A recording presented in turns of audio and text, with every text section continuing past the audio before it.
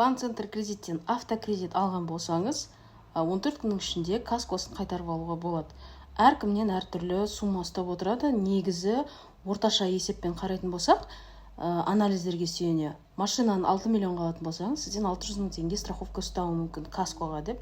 Оны қайтарып алып, арзан каско жасатсаңыздар да болады. Егер касконы керек емес деп табатын болсаңыздар, онда 14 күнге толмай қайтарып алыңыздар. Егер 14 күннен кешіксеңіздер, онда тек қана досрочно жапқанда ғана қайтара аласыздар.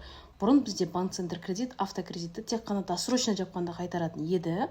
Осы январдың 20-сынан бастап договорда өзгеріс еніп, страховканың 14 күнге толмай қайтаруға болатын мүмкіндік пайда болды. Сондықтан осы жақын арада кредит алған болсаңыз, кредит алғаныңызға 14 күн толмаған болса, онда сіз каскосын қайтарып ала аласыз. Ал егер каско керек деп тапсаңыз, онда арзан каско орнына жасатуға болады.